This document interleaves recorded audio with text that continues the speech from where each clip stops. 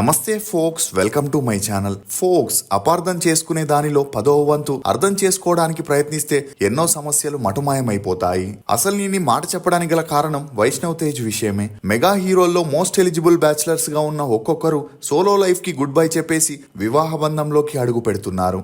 ఇక ఈ ఏడాది అల్లు అరవింద్ చిన్న కొడుకు అల్లు శిరీష్ నైనికారెడ్డి వివాహం జరగగా ఇప్పుడు మిగిలింది చిరంజీవి మేనల్లుళ్ళు సాయిధరం తేజ్, వైష్ణవ్ తేజ్ మాత్రమే. అమృత ఆయుర్వేద సిద్ధ హాస్పిటల్లో సంతానం లేకపోవడం, ఫైబ్రాయిడ్స్, యోని ఇన్ఫెక్షన్లు లేదా బ్యాక్టీరియల్ ఇన్ఫెక్షన్ల వల్ల కలిగే దురద మరియు మహిళల్లో సాధారణంగా వచ్చే నెలసరి సమస్యలు, వైట్ డిశ్చార్జ్ వంటివి మరియు హార్మోన్ సమస్యలకు శరీరానికి హాని కలగకుండా నేచురల్ ట్రీట్మెంట్ ఇవ్వబడును.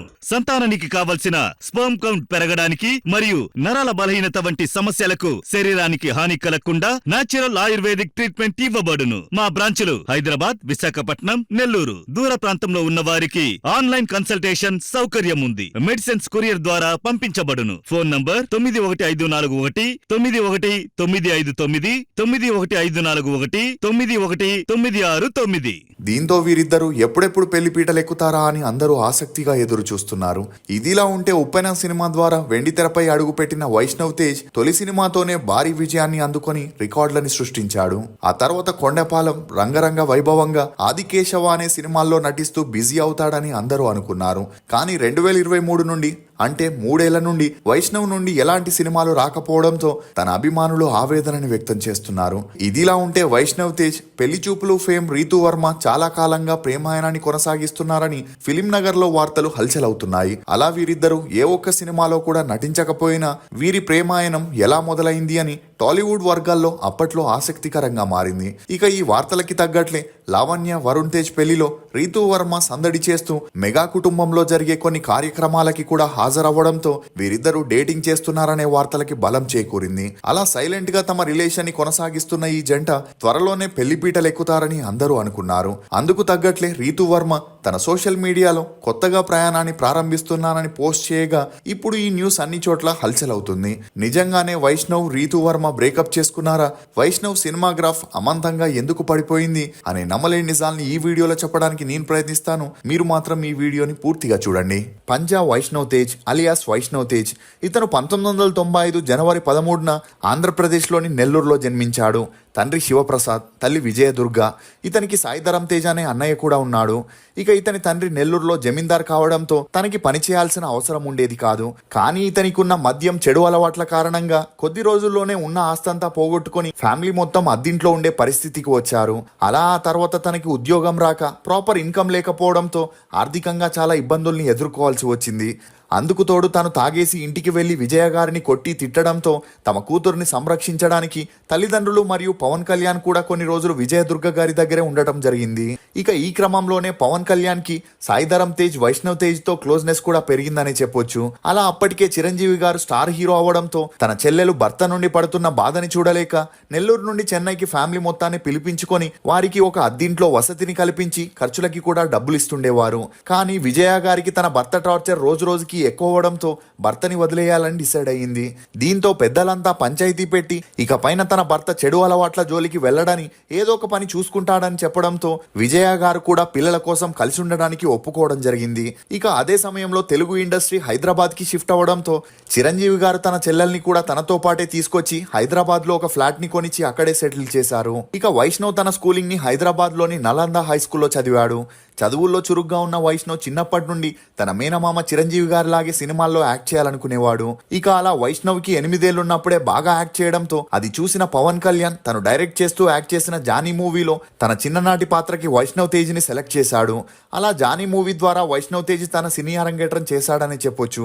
ఇక జానీ మూవీ 2003లో రిలీజ్ అయ్యి అంతలా ఆడలేదు గాని అందులో వైష్ణవ్ తేజ్ యాక్టింగ్ ని చూసిన చిరంజీవి గారు శంకర్ దాదా MBBS లో వీల్ చైర్ లో కూర్చొని స్పృహ లేకుండా ఉండే శ్రీరామచంద్రమూర్తి అనే పాత్రని చేసేందుకు వైష్ణవ్ తేజ్ కి అవకాశం ఇచ్చారు. ఇక ఈ మూవీ 2004లో రిలీజ్ అయి సూపర్ డూపర్ హిట్ అవడంతో పాటు వైష్ణవ్ పాత్రకి మంచి గుర్తింపు వచ్చింది.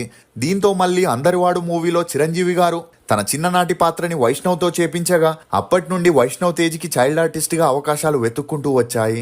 ఇక ఇదే సమయంలో వైష్ణవ్ తల్లిదండ్రులకి మనస్పర్ధాలు మరింత ఎక్కువై వారిద్దరూ విడాకులు తీసుకొని విడిపోయారు. అందుకు తోడు యాక్టింగ్ ధ్యాసలో పడి వైష్ణవ్ చదువుల్లో వెనకబడడంతో చిరంజీవి గారితో విజయదుర్గ గారు మాట్లాడుతూ డిగ్రీ పూర్తయ్యేంత వరకు వైష్ణవ్తో యాక్టింగ్ చేపించడం వద్దని చెప్పడంతో అప్పటి నుండి వైష్ణవ్కి స్టార్ హీరో మూవీస్ లో ఛాన్స్లు వచ్చినా కూడా విజయదుర్గ గారు అతనితో యాక్ట్ చేపించేవారు కాదు. ఇక అలా వైష్ణవ్ సెయింట్ మేరీస్ కాలేజీలో బీఎస్సీ డిగ్రీని పూర్తి చేసి ఆ తర్వాత ఎంబీఏలో జాయిన్ అయ్యాడు. అలా మొదటిగా ఏరోనాటికల్ సైంటిస్ట్ అవ్వాలనుకున్న ఆ తర్వాత అందులో ఇంట్రెస్ట్ పోవడంతో జ్యువెలరీ డిజైనర్ అవ్వాలని తనదైన ఒక ఓన్ కంపెనీని స్టార్ట్ చేయాలనుకున్నాడు. ఇక అప్పుడే వైష్ణవ్ అన్నయ్య సాయిధరం తేజ్ పిల్లా నువ్వు లేని జీవితం మూవీతో మంచి క్రేజ్ ని తెచ్చుకొని సుబ్రహ్మణ్యం ఫర్ సేల్, సుప్రీం, తిక్క, విన్నర్ అని బ్యాక్ టు బ్యాక్ మూవీస్ చేస్తూ దూసుకుపోతుండగా అది చూసిన వైష్ణవ్ తను కూడా సినిమాల్లో హీరో అవ్వాలనుకున్నాడు. కానీ ఆ తర్వాత సాయిధరం తేజ్ చేసిన నక్షత్రం, జవాన్, ఇంటెలిజెంట్ సినిమాలు ఫ్లాప్ అయి తన సినిమా గ్రాఫ్ డౌన్ అవ్వడం, అలా తన అన్న పడే మానసిక వేదనని చూసి తను సినిమాల్లోకి వెళ్ళకూడదనుకున్నాడు. ఇక అలా ఎప్పుడైతే తన ఎంబీఏ పూర్తయిందో జ్యువెలరీ డిజైనర్ గా వర్కౌట్ అవ్వదని వైష్ణవ్ ఒక జిమ్ ని ఓపెన్ చేసి అందులో ట్రైనర్ అవ్వాలనుకున్నాడు. ఇక ఇదే విషయం పవన్ కళ్యాణ్ కి చెప్పడంతో అందుకు తన ట్రైనింగ్ కోసం 6 నెలలు థాయిలాండ్ కి పంపించారు. ఇదిలా ఉంటే వైష్ణవ్ కి సినిమాల్లో ఇంట్రెస్ట్ లేకపోయినా తన సోషల్ మీడియాలో రోజు తన పిక్స్ ని అప్లోడ్ చేస్తూ యాక్టివ్ గా ఉండేవాడు.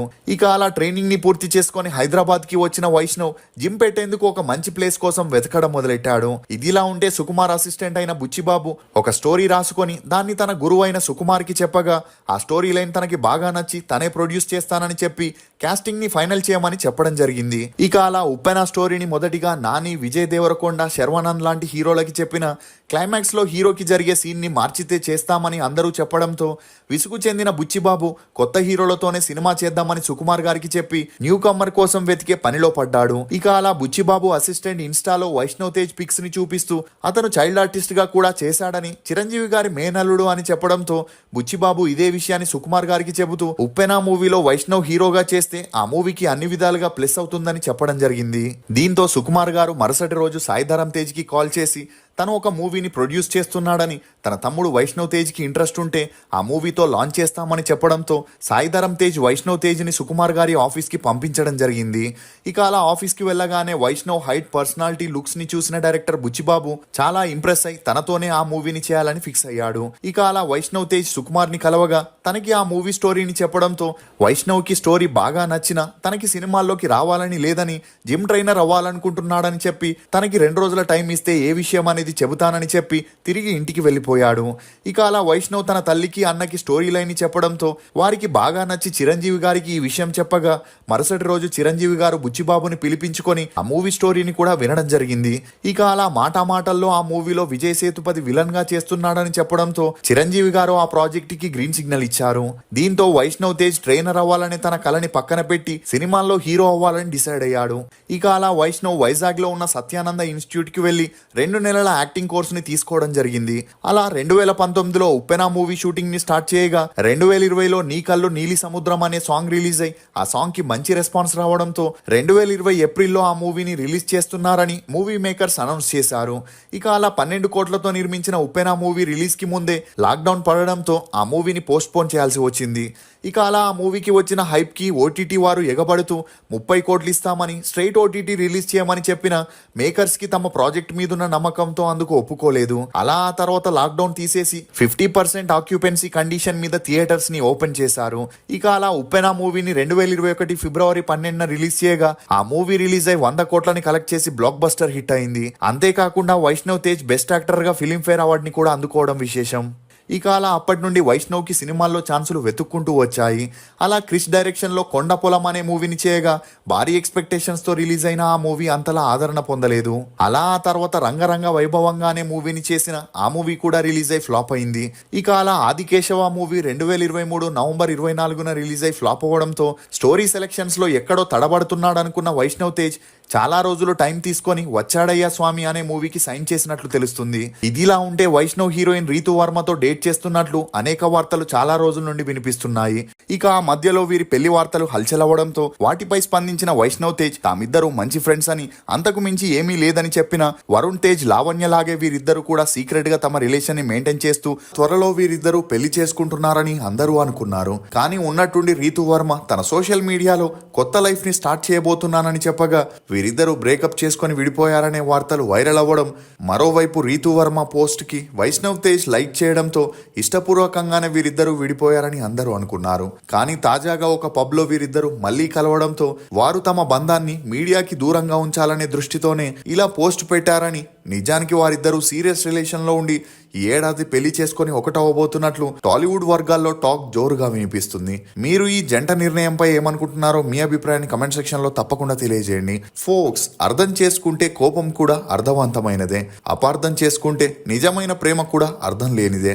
ఇది ఫోక్స్, వైష్ణవ్ తేజ్, రీతు వర్మ రిలేషన్ లోని కొన్ని నమ్మలేని నిజాలు. ఈ వీడియో మీద మీ అభిప్రాయాన్ని కమెంట్ సెక్షన్ లో తప్పకుండా తెలియజేయండి. మేము చేసిన ఈ వీడియో మీకు నచ్చినట్లయితే ఒక లైక్ ద్వారా మీ సపోర్ట్ ని మాకు తెలియజేయండి. For more interesting videos please subscribe to CR voice.